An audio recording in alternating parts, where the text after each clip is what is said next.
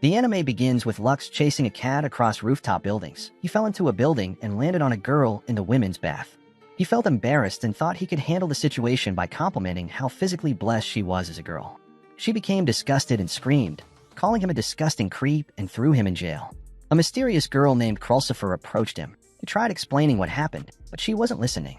She then saw his long black sword device and became fascinated. Another girl entered the prison and pointed out to Lux that the headmaster wanted to see him now. At the headmaster's office, she recognized him as Lux, the prince of the former empire of Acadia, to the shock of the female students who were surprised the ugly pervert was a prince. The headmaster mentioned that since they were the ones who called him there for a job, she would overlook the incident, and even though the school is filled with girls, she would like him to work there, to the shock of the female students. Lux insisted on not joining their useless academy, but she reminded him that boys like him are valuable, and the sword he wields isn't for decoration. At that instant, the girl whose privacy was violated stormed in and loudly announced to the headmaster that she wouldn't approve of the idiot coming to work in the school. While moving close to him, she was warned by the other female students not to venture too close due to the fact that he had a groping disorder, a rare type of condition. The headmaster finally decided to leave Lux's punishment to Lyshart. Upon that realization, she challenged him to a duel with the condition that if he won, then he could enroll in the academy and work there, but if he lost, he would go to jail as a criminal. The headmaster reminded her that Lux had actually won the capital tournament, had yet to be defeated, and was known as the weakest undefeated. However, the girl instructed the other female student to announce that the princess of the new empire would get rid of the prince of the old. Then she introduced herself as Lyshart. Lux realized she was the princess of the empire of Odissa, the empire that demolished his empire 5 years ago. On the day of the duel, Lux stepped out to the Colosseum. The battleground was covered with a force that acted as a barrier.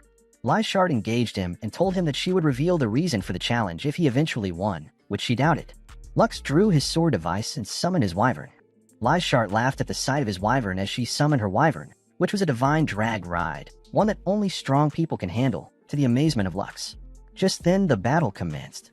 Lyshart's drag ride unleashed its mighty blaster cannons at him and started a fire while he dodged them.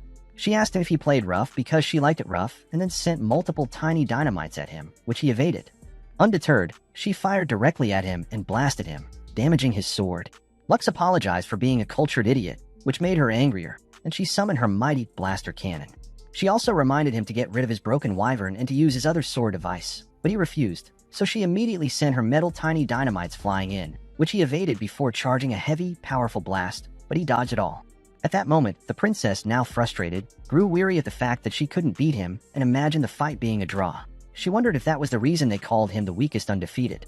She drew her sword again and told him to save his last words for the devil. Then she activated a divine skill and summoned a heavenly voice, which sent Lux crashing to the ground with a massive earthquake that destroyed the entire arena. She then tried to land a final attack with her tiny dynamites, as she suddenly lost control of her drag ride. At that moment, they heard the sound of a flute, which caused the barrier to disappear, and they encountered a fearful abyss with red, menacing, glowing eyes. An announcement was made telling the trio to evacuate all the students immediately and create a barrier encapsulating the abyss. Still, the abyss sent red flying darts at the barrier, shattering it completely. However, Lux began to attack the abyss, and while he did this, he asked Lyshart to go to the ground level and target the abyss while he lured the enemy to the target since he could not defeat the abyss alone. He instructed her to open fire as soon as he gave the signal. Lux fired at the abyss, which the monster evaded. Unfazed, the abyss went after the princess, but as Lux tried to prevent the enemy from going after her, he lost the arm of his drag ride. However, this opened the door for Lyshart to unleash a powerful fire blaster that completely defeated the monster as Lux came crashing to the ground, wounded. Later that night, while Lyshart had her bath, she couldn't help but remember how Lux saved her, being the first time a guy tried protecting her. At the same time, Lux suddenly woke up from a terrifying nightmare and saw Lyshart with a bowl of water, surprising him as he asked her if she had come to take care of him. She responded that it was because he saved her. However, she mentioned that the reason she challenged him to a duel was because she couldn't let him get away with seeing her in 360p. You perverted idiot. He apologized and told her he actually saw in 4K, and she's got a nice plot, shocking her. But she said what she was talking about was the crest of the former empire engraved above her floodgate. She warned him, however, not to tell anyone about it, to which he swore on his sword device he wouldn't. After that, she informed him that he would be attending the academy as a student, and they would be classmates, to his amazement.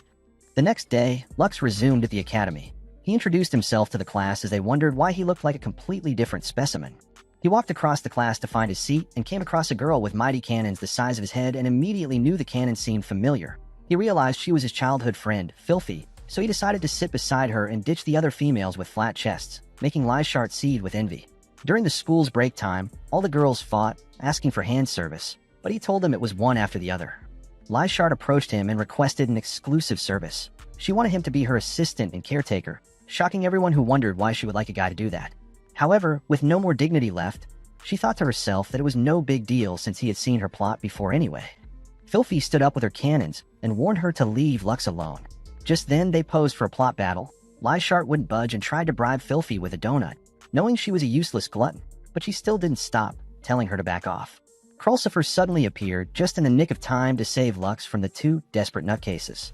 While they were outside, he thanked her and asked why she had helped him. She inquired about the Black Hero, the unknown lone drag knight who drove the former Empire to defeat, whose identity has been a mystery to all, leaving Lux in shock. She urged him to look for the Black Hero. The next day, he went to the repair shop to request his repaired wyvern, which was damaged during the fight earlier on, and shockingly discovered that Lyshart was in charge of the repairs. She showed him his already repaired wyvern, which shocked him even more, and she informed him he would be joining the school's Night Squadron, a special unit consisting of only the best cadets, and handed him a sword. He hesitated at first, but later agreed to do his best. Later that day, Lux and Lyshart walked around the city, and they headed to the top of a tower to have a good view. Lux pointed out how worthy a queen she was by being able to repair drag rides. Still, she responded that she is not worthy of being called a queen because the former Empire held her hostage for her father's sake, who participated in the coup. They tortured her while she was abandoned by her father, and also branded a crest just above her floodgate. The next morning, the bell rang, and the Night Squadron cadets were dispatched to suppress a large-size abyss attack. However, Lux was worried because 2 abyss attacks had occurred within a short period. At the site of the abyss attack, the cadets had surrounded a giant slimy substance with Lyshart ready to attack. An ugly dude suddenly blew a flute that caused the giant slimy substance to emanate a bright glowing light inside it, which caused it to explode. The explosion of the giant slime caused several ferocious abysses to emerge, and then the ugly dude introduced himself to Lyshart as Velvet, an Akkadian Empire Night Squadron chief. He blew the flute again, and the abyss began to attack. Lyshart fought back and they blasted each other. One of the female cadets arrived back at the base and informed Lux and Eri that there was a serious problem on the battlefield. Lux grew eager to go save Lyshart as Eri warned him that he couldn't fight with his outdated wyvern and would need to use his other black sword, but he assured her he would be fine. Meanwhile, at the battlefield, Lyshart summoned the Heavenly Voice skill, causing a massive earthquake. She then beckoned to the remaining cadets to know if they were okay, but they informed her they needed to retreat. She told them she would need to annihilate Velvet, who was playing the flute because the flute manipulates the abyss. Soon, the abyss fired their missile darts at her, and while she dodged them, Velvet smacked her to the ground and called her annoying. He revealed the crest on her belly and laughed like an ugly clown, after which he admitted he was actually the one who engraved the crest. Upon hearing these words, it angered her as she tried to unsheath her sword, but he flung it from her hand and it cut his face, upsetting him. Then he resolved to end her as he struck his sword. He was held by Lux as he began revealing how he was a useless failure of a prince, but has now decided to help her become recognized as the new Empire's queen. Utilizing his distraction, Velvet cut off his wyvern's arm and asked who he was. However, Lux activated his black sword device for the first time and transformed into the Black Hero, shocking Velvet, who wondered how the loser came across such a wyvern.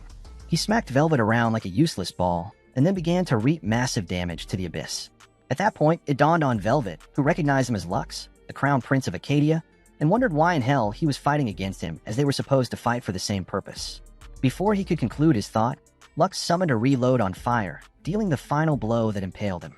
A few days later at the academy, the students surprised Lux by throwing a party for him to celebrate his victory and thanked him for helping out the squad.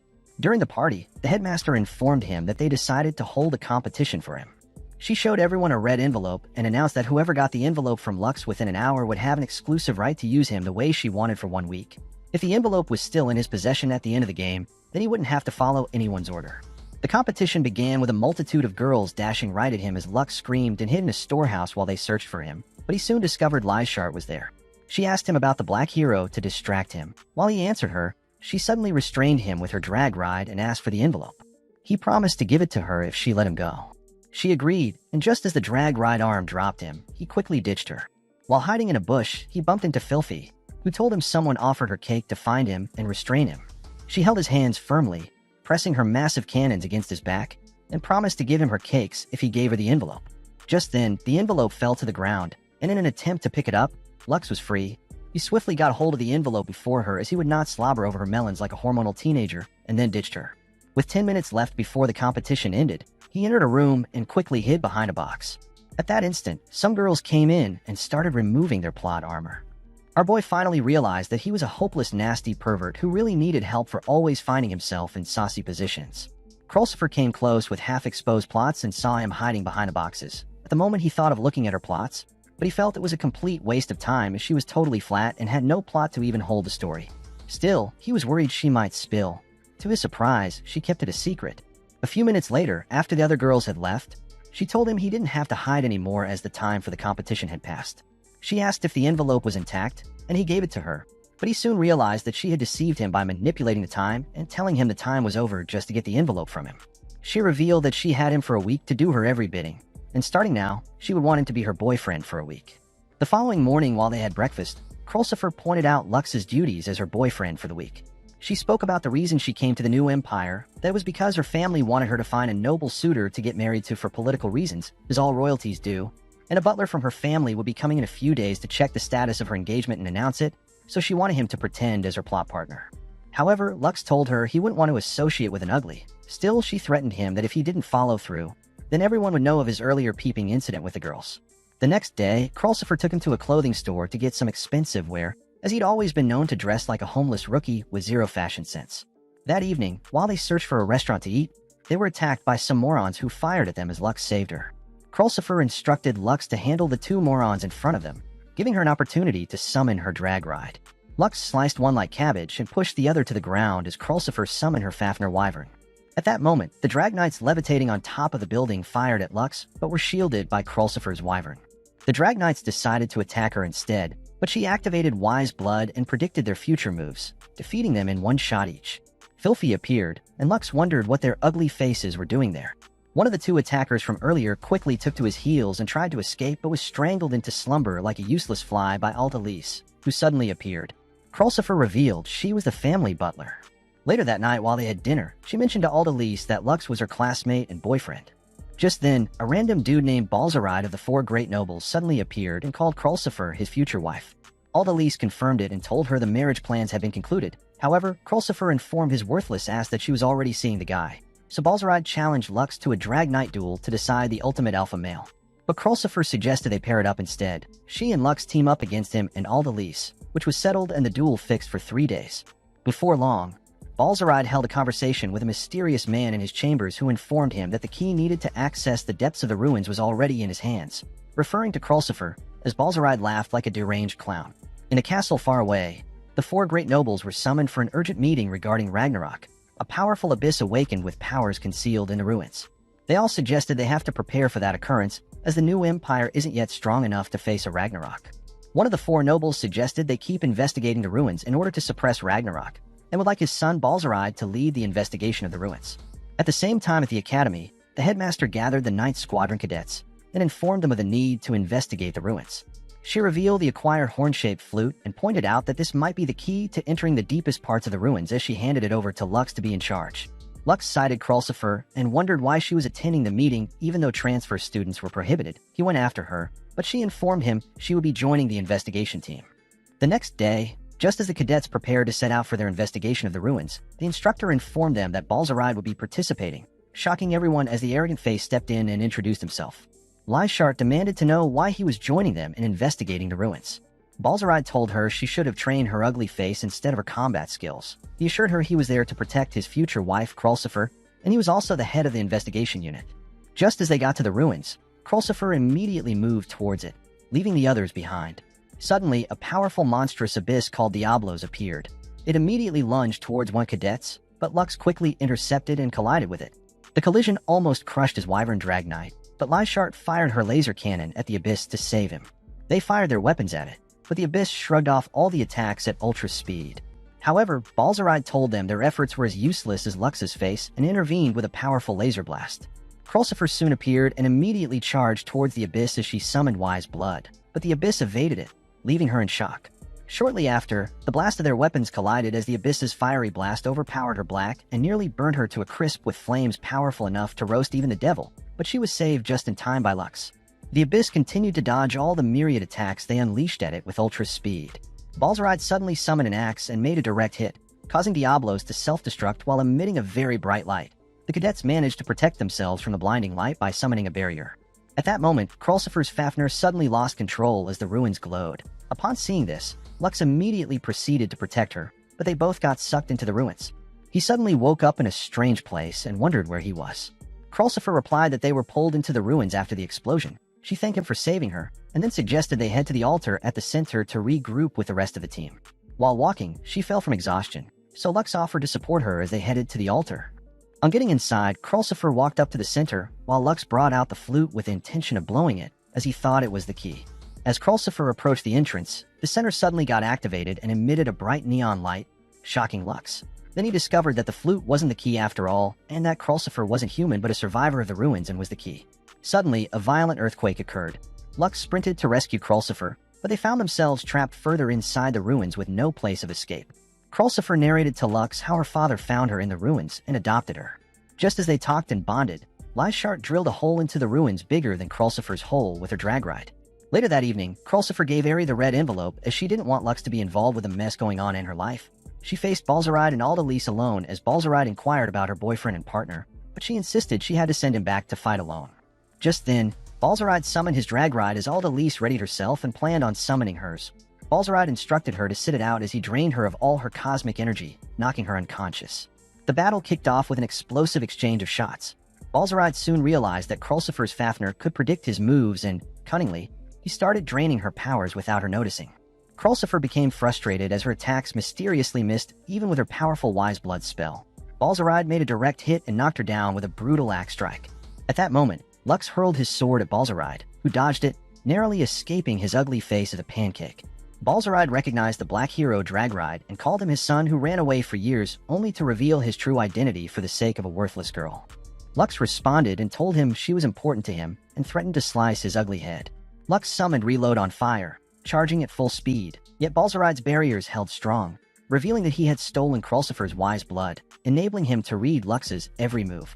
As Balzaride fired his laser gun, Lux unleashed his divine shield and was grabbed in the arm by Krulsifer, who drained his power. Balzaride unleashed a barrage of attacks on Lux and landed his mighty axe on him, but collided with Lux's blade as they charged at each other. Balzaride launched a series of blasts at Lux, which he dodged, and charged at him with his blade but was blocked by Balzaride's shield. Lux's drag ride started blinking wildly as he began to lose control. At that moment, Krulsifer urged him to stop as she wept bitterly, but Lux was resolute to fight on for the sake of their worthless love. Just as Balzaride thought victory was within his grasp, Lux activated Recoil Burst, an incredibly powerful move that obliterated Balzaride. Several weeks later, Lux, disguised as a hideous drag queen, sneaked around the school at night, but he was met by the instructor who warned him about a stalker lurking in the shadows. Lux, puzzled, wondered how no one had seen through his disguise. Earlier that day, he had encountered Shalais, who revealed the presence of a terrifying threat in the country. She also mentioned a girl named Celestia, the daughter of one of the 4 great nobles, who was powerful enough to battle a Ragnarok. She added that Celestia was the strongest in the academy and would soon return to the capital, but there was a rumor that she despised men. Upon this relation, Shalais asked him to patrol the academy for her. Just then, with the help of other mean girls, they overpowered him and forced girls' clothes on him. As Lux wondered about the mysterious Celestia being the strongest in the academy, he heard rustling in the bushes and a female voice. He stood up to investigate, only to find a miserable, deranged girl named Celestia talking to a cat. He wondered who allowed a mad person to roam this late at night. Suddenly, a stranger appeared behind him and placed a dagger in his gut. He nearly wet his pants as he thought it was the stalker the instructor had warned about earlier. However, Celestia swiftly came to his defense, but the stranger dropped his smoke bomb and fled. As they thought the danger had passed, the stranger threw a dagger at Celestia from a distance, but Lux deflected it, injuring himself in the process. At that instant, Celestia hurried Lux to the infirmary, and she tended to his wounds. Lux, not wanting to blow his cover, insisted she treat him from behind, but she told him he looked like a female gorilla. Afterward, she escorted him to his room, and he introduced himself as Luno. Meanwhile, Balzaride got a visit in prison from a mysterious, cloaked man. He assured the man he wouldn't lose to a useless kid next time, but the man felt he was just a waste of space and then, with a touch of the finger, transformed him into a monster. On the other hand, Lux needed to speak with Celestia concerning Ragnarok's threat. He was called to the headmaster's office where Lyshart and Celestia were locked in a heated argument about his presence in the school as the only male. Celestia, known for her disdain for men, wanted him expelled. Lux tried to explain the danger of Ragnarok, but Celestia silenced his filthy mouth and told him she would handle it alone. Lux refused to back down and insisted that Ragnarok was too powerful for her to suppress alone. The headmaster intervened, suggesting a duel in 3 days. If Lux won, he was allowed to stay in the academy and also help out with the Ragnarok. Celestia accepted the challenge. That night, a random girl named Sonia visited Celestia to encourage her quest to expel Lux. While Lux was having a chat with the other girls, he received a request for a massage. To his shock, it was Celestia who had summoned him. After the foot massage, Celestia, still facing the other side and unaware of his true identity, thanked him. Lux quickly disguised himself as Luno, his female disguised character, and Celestia, excited to see Luno, invited her for lunch. Luno, alias Lux, agreed to join her for lunch and then left hastily, only to be confronted by Sonia, who told him she had never seen such an ugly face in the academy. Fortunately, Krulsifer appeared just in time to rescue him, recognizing Lux through his disguise. Lux inquired how she recognized him even with the disguise, and she revealed he had a disgusting aura only she would know it was him. The next day, Lux, posing as Luno, met Celestia for lunch. They spent time together wasting each other's time on worthless activities. Celestia revealed to him that as the night leader, she has to be strong, and people thought she hated men, but she didn't, and she was actually afraid of them. Meanwhile, at the Imperial capital, a worthless bald man reported grim news. The Ragnarok couldn't be found. At the same time, in the academy, the night squadrons were whisked away to a remote island for a high-stakes training camp with the girls in swimsuits. Lux used his innate charm to blow every girl's plot armor off. On the day of the duel, the instructor commanded them to draw their swords and prepare to mount their drag rides. Celestia unleashed her powerful Lindworm, while Lux mounted his Wyvern. However, in the bush, Shalais and Tilfur spotted a masked freak spy in broad daylight who was responsible for recording information from the academy and sending it to the enemy, as well as for the commotion of the stalker. They confronted the spy, revealing they knew she was Sonia. Sonia, knowing the jig was up, dropped the disguise act, admitting her mission to destroy the new empire and ice sky everyone. She drew her sword and unleashed a dark neon drag ride, which later transformed into a high-tech drag ride to the amazement of Shalais and Tilfur. Suddenly, they heard the sound of a flute.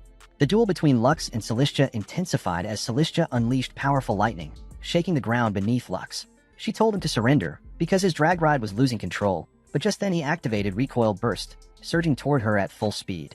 At that instant, Celestia teleported using Divine Gate. Just as she was about to unleash her Starlight Zero to send Lux to Nirvana, a powerful abyss with tentacles like an octopus erupted from the ground, shocking everyone.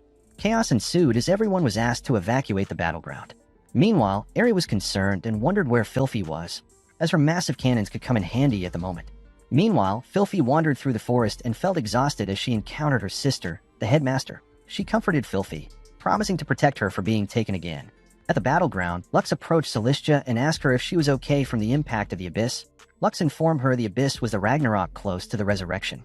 However, Celestia, driven by guilt, told him she would fight the monster on her own, but Lux felt it was ridiculous and she couldn't defeat it on her own. Celestia charged at the beast, delivering barrages of strikes and using the Divine Gate to evade the attack of the abyss, and with a vicious strike, she impaled it, forcing it to retreat. At that moment, Lux checked on her, and they were surprised to see Sonia. She arrived in her drag ride and revealed she was actually impressed Celestia was still alive and threatened to wipe them out without a trace. Just then, the mysterious cloaked stranger revived the tentacled abyss with the flute's tune. Lux sighted the mysterious cloaked evil man and wondered if it was his brother Fugel. They were shocked to see the monster resurrected. Realizing their distraction, Sonia seized the moment and attacked Celestia, but Lux intercepted her attack. Sonia tried to turn Lux against Celestia and revealed that it was Celestia who actually killed his grandfather. Just as the monster struck with one of its tentacles, Sonia fired at Celestia, sending her crashing to the ground. Lux hurried to Celestia's side, and she apologized to him that it was actually her fault his grandfather died. At that moment, he deactivated his Wyvern and unleashed the Black Sword device. Celestia recognized it as the sword Luno had, and Lux apologized for the deception, then activated Bahamut, transforming into the legendary Black Hero to protect her and charge at the revived Ragnarok. Sonia blocked him, but Lux swiftly severed her Wyvern arm. She warned that it was too late to stop the monster, but Lux activated Reload on Fire and sliced through the Abyss's tentacles at ultra speed. Entering Beast Mode with End Action, he wreaked more havoc on the Abyss, finally defeating it. But as the monster fell, Celestia begged Sonia to surrender, but she wouldn't budge. Sonia grabbed the core of the beast and fled with the mysterious cloaked man, but not until the cloaked stranger unveiled himself. Lux realized it was not his brother, but an ugly dude named Hayes, and thought his face looked worse than human waste. Hayes declared his intent to revive a nightmare from 5 years ago, leaving Lux confused as he struggled to remember. But at that instant, Sonia sent a blast his way, which he shielded and realized they fled that night. As Lux treated Celestia's wounds, She told him she wasn't happy with the Luno deception, for which he apologized again, but she revealed that she was actually glad he saved her. She told him she would accept his entry into the academy on the condition he would teach her how to relate with guys, to which Lux agreed. Later that night, Lux tried juggling his memory to remember the incident from 5 years ago and had a flashback of the massacre that happened, shocking him as he couldn't really remember the actual incident. Suddenly, an enormous whale-like structure emerged from the ocean, and the headmaster revealed it to be one of the ruins. She then decided to declare the true purpose of the training camp, leaving everyone in suspense. The next day, Lux went to check up on Filthy, who had collapsed, but she told him she was okay and would accompany them to investigate the ruins later on. The students mounted their drag rides, ready to explore the mysterious ruins. However, the headmaster was worried about Filthy, who didn't seem to be feeling well. Inside the ruins, the team began their investigation, eventually splitting into groups to cover more ground. Lux was paired with Noct and Airy, but seeing Celestia was abandoned to work the ruins alone, Lux offered that she accompany his team to investigate the ruins, which she accepted. As they ventured deeper, Airy warns Lux not to touch her roommate Noct because he climaxed at the touch of every girl in the academy. Feeling embarrassed, Noct remarked that Lux had never seen her as a girl. Suddenly, Noct noticed a human-like shape ahead. They investigated and discovered a child sleeping under the rubble. Krulsifer arrived and touched her chin. Just then, she awoke and introduced herself as Crush, an automation created to supervise the ruins. She couldn't recall much from the past, but consistently addressed Krulsifer as administrator and told her she would obey her every command. Lux and Krulsifer introduced her to the rest of the team, who felt she was small and cute. However, Krulsifer confided in Lux that she can't completely trust Crush, who consistently calls her administrator, even though there is a creator. Meanwhile, Filthy felt increasingly unwell. Lux, concerned, told her to stick with him. Back at the Imperial Palace, the 4 great nobles gathered to discuss Velvet, who had escaped from prison and was rallying a rebel army. They proposed sending the Academy students to combat this threat. Inside the ruins, Lux carried Filthy on his sticky drag ride. Upon reaching the Abyss production area where the Abyss was created, Filthy felt severe pain in her head. As Hayes, from a distance, played his flute, an Abyss emerged and attacked, charging towards Lux and sending him crashing to the ground. As the Abyss attacked one of the students, Lux prevented the attack and punched the monster. The monster charged at him and bit his wyvern, causing an explosion that ripped his wyvern arm apart. Lux recognized it as the same creature they faced before, the Diablos. Meanwhile, Crush warned that the ruins released 3 abysses when in a state of alert. Lux suggested halting the investigation, but the headmaster declined. Suddenly, Filthy activated her drag ride and dashed off to find the abyss. The surprised Lux unsheathed his black sword, activated his behemoth, and followed her, concerned for her well-being. Upon reaching the center of the ruin, they were abruptly transported to a strange place. The Diablos attacked instantly, and Lux quickly sliced through and defeated it, as the surroundings triggered a horrific memory from his past. As he searched for Filthy, he stumbled upon an abandoned building once used for human experiments by the former Empire. Memories from 5 years ago flooded back as he walked, feeling quite disoriented from his fuzzy memory. Finding Filthy weak and unwell, he tried to help her, but she grabbed his neck like a chicken, choking him against the wall as she morphed into an abyss. However, just as he mentioned her pet name, which he used to call her when they were little, she immediately returned to her senses and collapsed to the ground. Suddenly, Hayes appeared with a sinister grin on his face. Meanwhile, in another part of the ruin, the others managed to annihilate 2 abysses and discover the entrance to the deepest part. They needed a key to open the door, but Krulsifer remained secretive about her being the key. Lux held a sword to Hayes' neck and threatened him to save his breath for the devil, so no excuse would save him from hell. But Hayes warned that Filthy would die if he traveled to Nana, shocking Lux. Hayes revealed that the seed of the Ragnarok had been planted in her, and the seed consumed a person from the inside, eventually morphing them into an abyss that obeyed the Ragnarok's commands. Filthy's refusal to obey the command caused her fever and headaches. He further revealed that the Ragnarok had commanded her to kill Lux, and if Filthy continued to disobey, she would suffer greatly like she was in hell and turn to ash. Hayes offered Lux a deal that if he opened the door to the deepest part of the ruin with his behemoth and Krulsifer, who was the key, within 2 days he would save Filthy. Later that night, Lux approached the headmaster, who revealed that Filthy had died but was experimented on and miraculously survived, becoming more powerful. She later discovered that she was turning into an abyss. This was why she brought the mech squadrons to the island and sent them to the ruin, hoping to save Filthy with its powers. The following day, Lux went to the repair shop. Lyshart revealed to him a new hidden ability she added to Behemoth's wyvern called Overlimit. However, she warned that it could end him if he used it without his disarming code, and she needed to seek the headmaster's permission before he could use it. At that instant, Lux suddenly heard his brother's voice over the sea, who advised him to break Hayes' flute in order to save Filthy. Later in the ruins, Krulsifer opened the door to the deepest part, but they couldn't find the old documents they were looking for. Just then, Crush regained her lost memories and suddenly turned into an evil doll, telling them her command was to slay them all. Hayes appeared with a core and the devil flute in hand, with Filthy beside him. He blew the flute, commanding Filthy to annihilate everyone. At that instant, she activated her drag ride, ready to send them all to their maker. As they all activated their drag rides, Crush controlled some unmanned drag rides, shocking Lux. The unmanned wyverns launched an attack against Lux at an ultra speed, and he knew they needed the overlimit. Celestia charged at Filthy, who knocked her against the wall of the ruins. Unfazed, Filthy summoned Missing Fate and Krulsifer's Wise Blood, but Filthy overpowered them, rendering their drag rides ineffective. Just then, Eri, holding Velvet's flute, suddenly blew it, overriding Hayes' control over Filthy. Furious, Hayes tried to blow his flute again, but Filthy stopped him, desperately summoning a monstrous skull-headed Ragnarok. As they all fired at the Ragnarok, their efforts only strengthened the beast. Seeing they were out of options, Lux asked Lyshard for permission to use Overlimit. She rushed to get the disarming code as he activated Reload on Fire. He moved at an incredible speed while recalling his brother's words about him being the most useless, brain-dead prince, and he sliced multiple times at the monster. But with every injury unleashed on the beast, it grew stronger. The Ragnarok then restrained him, and while he struggled to loose its grip, Hayes called him an idiotic prince who was far too worthless for his position, and with no future plans. Filthy, on the other hand, began to motivate him. As Lyshard sent the disarming code for Overlimit, at that instant, Lux activated Overlimit, and the Behemoth's power surged, leaving Hayes in shock as he commanded his useless puppet to attack. Lux charged at the Ragnarok with unparalleled strength, annihilating it in that instant by impaling its core.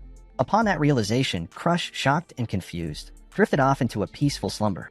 A few weeks later, the Academy celebrated Lux as he returned and recovered. However, the headmaster informed him of a major event, the largest event in the entire country, the upcoming Foundation Festival in the capital.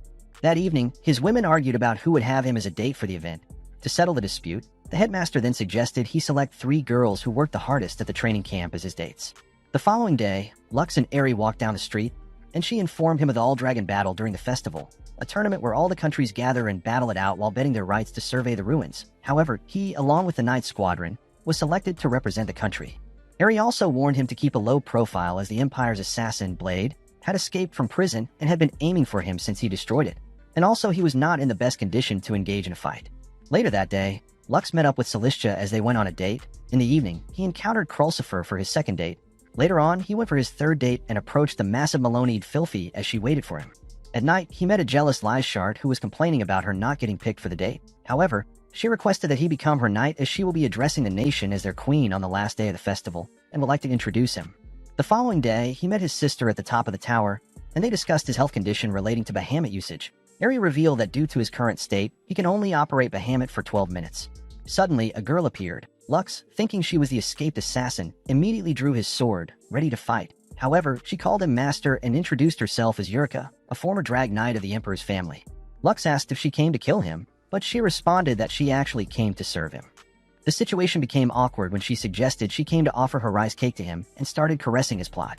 Eri, realizing they might develop a plot at that instant, quickly snapped him back to reality, and he insisted they talk about it later as she fled. Eri was disappointed. She had a useless brother who climaxed at every girl he met. Later that day, while Lux had a shower, Yurika appeared behind him, rubbing her melons against his back. When the other girls walked in on them, they caught them in a saucy position as he tried explaining the situation. They screamed at the cultured idiot and told him to go to hell. At night, Lux met Yurika as he inquired why she wanted to serve him. She mentioned she intended to fight till the very end to overthrow the new empire to rebuild the former empire, shocking him. She further pointed out that he needed to destroy the fake empire and rebuild it, but Lux informed her that he had no intention of doing that. She tricked him into looking at the moon that immediately attempted to attack him. Celestia appeared just in time to block her strike, with Filthy, Lyshard, and Krulsifer also arriving in their drag rides. Yurika, with a flaming sword, activated her drag ride, the God's Knight. Filthy tried to restrain her with her rope, but she cast a spell that manipulated her drag ride into attacking her allies. However, she assured Lux of her loyalty, promising to reveal a precious secret as proof if he would come along with her. He declined, and then she disappeared using camouflage. Meanwhile, at the ruins, Hayes and his team continued their plan to overthrow the new empire, with Yurika collaborating with him. Meanwhile, Lux and his sister Eri were summoned to the Imperial Palace for a meeting with the 4 great nobles. They were informed about the ongoing plan of the former empire survivors to revive their empire, and the man leading it was Velvet, shocking Lux. The plan is set to occur right after the All-Dragon battle at the Foundation Festival. The nobles wanted Lux to serve as a decoy to lure the Abysses hiding in villages since they are concealed due to the power of a flute, and he must destroy them before they attack. Eri initially objected due to her brother's current health condition, but one of the nobles promised that if they cooperated, the principal of the academy and the students would have the charges they faced for going into the ruins overlooked. Lux decided to take on the task, and he was also instructed by the nobles to win the dragon battle. The all-dragon battle commenced. Lux, using his wyvern, won his battle, completely annihilating his opponent. After winning his fight at the tournament, Lux headed to carry out his mission for the nobles. During Lux's battle, her drag ride was manipulated, causing her to fire at the audience, and she was arrested and taken into custody. Lux arrived at the Abyss hideout where he was ambushed by Sania, who suddenly fired at him. As he dodged her attacks, she blew the flute and summoned a fleet of abysses that immediately attacked him. He tried dodging their attacks and fighting them off as he lured them to where they would be obliterated. Later that night, Lux realized they had fallen for the enemy's trap. At that moment, he heard shootings outside the camp. He stormed outside to find a rebel army, led by Velvet, launching an assault. Lux summoned his drag ride and battled the rebel army. Just then, he encountered Velvet and he charged at him. While they exchanged attacks, Velvet warned of the greater calamity, more powerful than Ragnarok, approaching the new empire.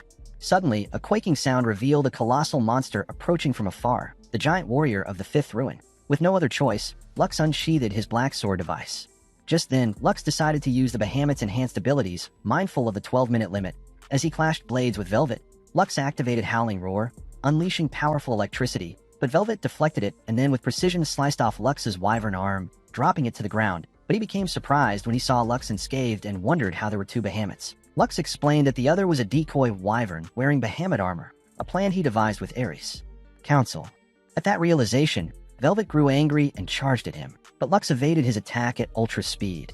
Lux called Aerie, and she informed him of Lyshard's dire situation in prison. Meanwhile, Lyshard was surprised to see Sania, who visited her in prison. Sania informed her of the destruction of the city by the colossal monster. Sania ordered her to step down as the queen of the empire, but she refused to hand over the empire to Hayes. Sania pointed out that she was once a traitor to the empire with a crest above her floodgate as proof. Sania told her to stop acting innocent and ordered two donkeys to remove her plot armor to reveal the crest. Just as they were about to rip her armor apart, they were interrupted by Lux, who busted the prison wall open, urging Sania and her useless minion to scram to safety.